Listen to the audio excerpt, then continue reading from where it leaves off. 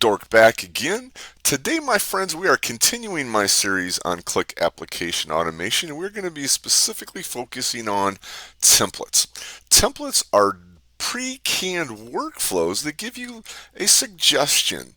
In some cases, depending on your persona, you may use that suggestion verbatim, or you may end up choosing to modify it slightly, or you may choose to start with it and then completely rewrite most, if not all of it, just depending on your abilities and your persona. So I'm going to be using all three of the personas I used in my first video here again to try to help solidify this topic.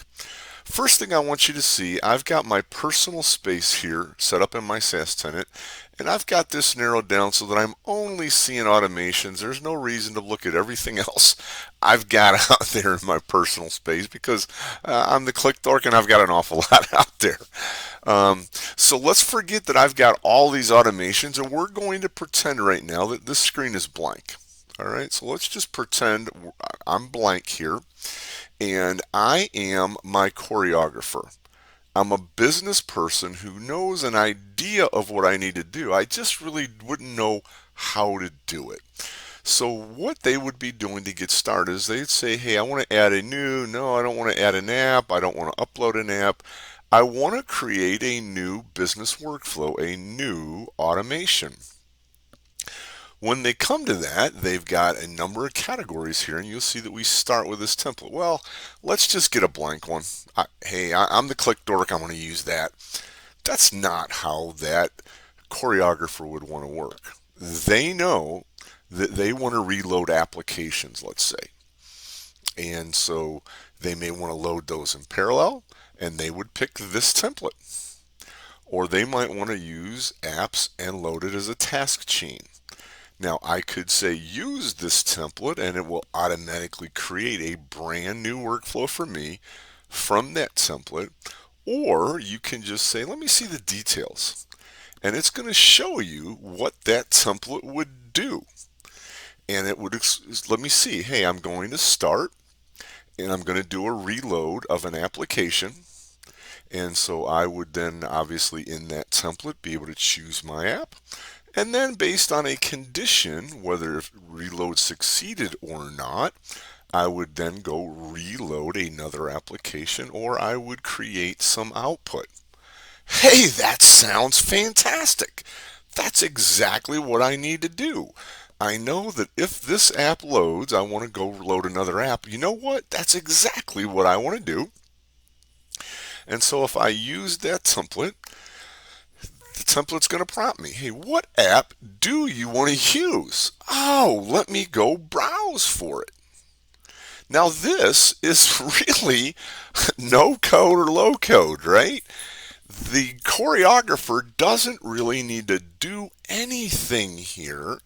They're simply going to choose an app, and then I pick one of my apps, and then I look at my condition. Hey, if this reload succeeds, then I want to reload. Oh, and I just picked my second app. Oh, that's fantastic.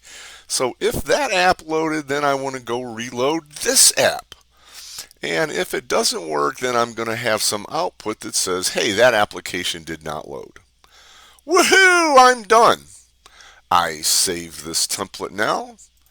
And boom, I've got a new automation that is going to try to reload one app. If that succeeds, it will reload my second app. And if it doesn't, I would get an output message telling me that it's failed. Fantastic for my choreographer. Now, how would our maker look at this though? Right? Our choreographer uses this template verbatim.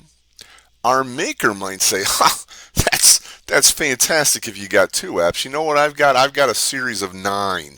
I got a series of 9. Well, I could still start with this template, and all I do then is I turn around and say, gosh, if I could use this conditional for that, you know what? Maybe I should add a condition here below this one. And I could say if my reload succeeds for my second reload, then I want to go reload a third one. And if that one succeeds, I go reload a fourth one, etc., etc. And they could continue playing. And as long as they know a little bit, they are in really, really, really good shape in order to make the changes. I hope that makes sense. Now, let's say that we finished this, and I'm not going to go through all this. You get the idea. I'm just going to copy the same conditions, repeat these same things for 3, 4, 5. Let's say that we know that we're finished. We've got this one working, and we want to have this template saved so that I could then use this template to start with another app that maybe I've got 5 apps that have to reload in a chain, and I've got another application series that has 6 templates that I need to reload in a chain. I can simply say, hey, I want you to download this workflow.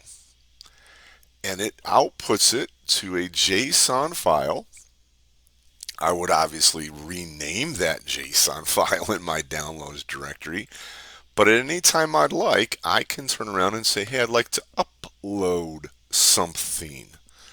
And I could upload a template that says, hey, this reloads 5 apps in a chain. This reloads 18 apps in a chain. This reloads 3 apps in a chain. Very cool, right? Now, that sounds like something our enterprise architect might do. They might build this series of chains and create more and more different templates for us to do precisely what we want, right? Well, let's go ahead and stop this one. We don't really need that. I'm going to come back to my Qlik console. I'm going to go to my personal catalog again, or I can just stay here. You'll see that I've got this reload app as a task chain. Now let's say that I wanted to do something different, because maybe our choreographer says, oh, you know what, gosh, I got burned. I built so many of those templates, and it turns out that people were on vacation, or I went to their spam filter when I sent them things. What I would like to do, gosh, I would like to reload, but you know what, we use ServiceNow. And what I would like to do is catch if a reload fails and create a ServiceNow ticket from it. That sounds kind of cool. Let's take a look at what that does. Again, I'm going to ask for a reload, and then I'm going to ask for some information here and get some information about the application. Based on that condition, I'm going to create an incident. So let's go ahead and take a look at this workflow here. And we can see that this is a little bit different. I'm not running this by calling the app reload like I did in my other template. Instead, I'm using a webhook here that is looking for a specific app to reload. Whether it's scheduled, whether people run it manually or not, I don't care.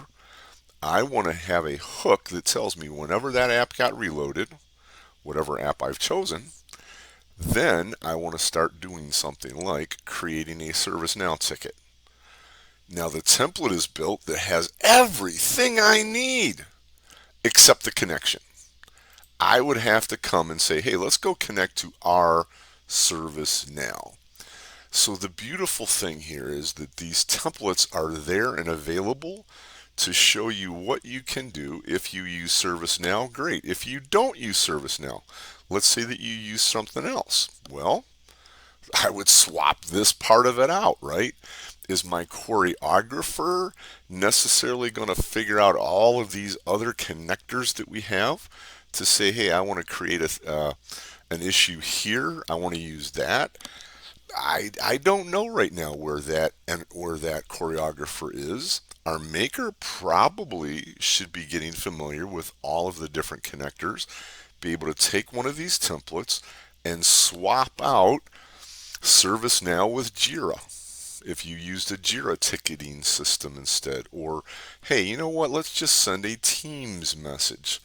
Well, the beautiful thing is that for most of these connectors, if I go look at the catalog and I say, hey, I want to add a new automation, we've got examples for most of these things already built there. So if I want to send something to teams, notify my team that something got changed, notify my team I got a reload, we give you these examples of what can be done. Let's go ahead and take a look at all these because I got one more really good example for you of how all three of our personas would play with this. I've got this template that says I want to distribute measures from one app to all the apps in a space. I want governance in my system because I believe in master items. Well, I do believe in master items, so we're definitely going to start with that template. Now, this is a manual one. I'm going to say, hey, what is your application ID? So this is configured. All I need to do now as a choreographer is put my application in there. I come again. I'm just going to pick what application do I want to take those measures out of, and I can choose from any of the applications out here. We're going to say I'm going to take this from my SAP propensity to pay machine learning application, and I'm going to then get a list of all of these measures for that application. If my master measures have a tag that has for sync in it, I then want to loop through and do something with those measures. Well, what I'm going to do is get that specific measure because this list gives me the IDs. I want the name, I want the description, I want the expression. Then it says, give me a list of all of the applications in a space. And so I can choose the space that I want to have this run in, and I could put these all into my personal space, or I can push this into my orders to cash space, whichever things I want to do. We're going to pick the orders to cash space. It would then loop through every app and publish every measure that said for sync into that application. Right now, that choreographer might have an issue picking and choosing all these, but the beautiful thing is with the template, it's there for them. It's already configured for them to know exactly what to do. Now, what about our next persona, our maker? Right? The maker's got a little bit more coding skills and a little bit more thought process and flows than our choreographer does.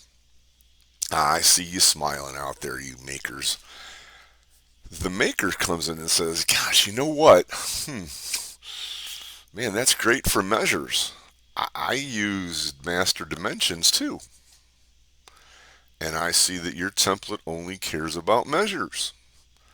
Well, you know what they would do? They would again create the same thing.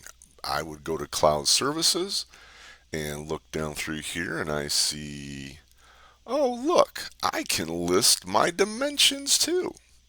And so they would come down to my template. This one goes and compares lists to say, hey, this master measure has been removed. Let's remove it. Now I want to deal with dimensions. And they would drag and list my dimensions. And then they would go through this same process to filter the list. Do I have dimensions that are for sync?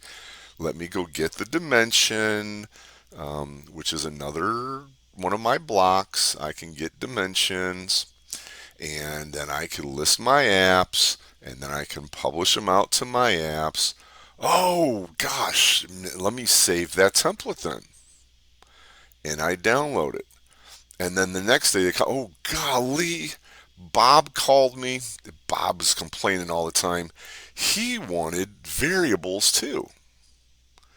And so then I go through and I say, hey, can I list my variables and use those? Why, sure I can. And so then he goes and creates a whole nother block with a whole bunch more loops to get all of the variables from my application. I filter for variables that are tagged for sync. I get my application list. I publish them. Are you getting the idea here?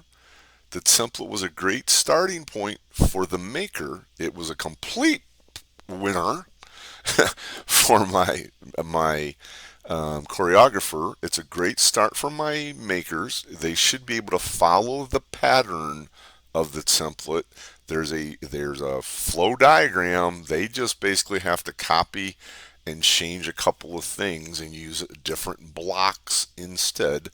But they got the basic format of a loop and how do I check whether it's supposed to be for a sync or not? How do I get a list? How do I compare the list? And they can see what we've done and continue to modify it. And then again, they could save this at any point. Now, what about that enterprise architect? The guy that cares about this on a big, giant scale. That person may come in and say, hey, this is fantastic. But you know what? I don't want to use measures that are in an app. I need an app that's going to contain a list of things, but I'm not going to have the master measures and master dimensions there because I don't have all the data in that application. Instead, I'm going to use a table that's going to just give me the definitions. It's going to give me the measure name. It's going to give me tags it wants to use. It's going to give me my expression. It's going to give me a description. And I want to contain that master catalog of measures instead. And further down the road in this series, I'm going to be going through some examples of exactly how to do that type of a thing. Now, the other thing that they would do, let's say that they've got that information, they would look at this and say, wait a second, I'm going through and I'm listing all my apps, which means I'm calling an API over and over and over, because if I have 500 measures, I call this API 500 times to get my list of apps. I go list my apps again for my dimensions. I go list my apps again for my variables. I am not going to do that. Instead, I am going to cache this list into an object before I start looping for all my measures and all my dimensions and all my variables. Because they're going to be thinking performance wise, how fast this needs to take. Or they may end up saying, gosh, you know what? I like the idea of that whole webhook thing. Instead of coming in here to manually run this, maybe I want to have a webhook into an application that is my governance catalog. And whenever that gets reloaded, I want to have the hook that would know to go keep everything in sync. So hopefully this gives you a good understanding of what these templates are from Qlik. The fact that yes, you have a library that we pre-give you, but you are welcome at any time as an administrator or tenant administrator, enterprise architect, maker, download the template you've built into a JSON package, and then you can at any time upload these things later into a new template. So we've downloaded that one. I'm going to go ahead, because we're going to throw this one out anyway. I'm going to go ahead and say, hey, I really like that DED9. Now again, this I would have renamed. I can just say, hey, I'd like to reload this. Do reload for 5 applications in series. Do reload of 18 applications in series. And I reload this and it's ready to go. All I would do is come in and change what my apps are. All right. So our maker is going to start with a template, but probably change it. The choreographer is probably just going to use it and ask the maker or the enterprise architect to create them a new one that fits better for them. They would be able to come in and pick or choose things from lists, not necessarily drag or drop new items onto our canvas. The enterprise architect is probably going to look at these to try to understand, oh, what property did you use to understand that it succeeded? Ah, I didn't realize there was a do reload status. Oh, and the value is succeeded. Fantastic. Let me change everything now. Right? So they could change, but the beautiful thing is they can then create other templates for everyone else to use. Hope you have a great day and you're really enjoying your journey with Qlik application automation.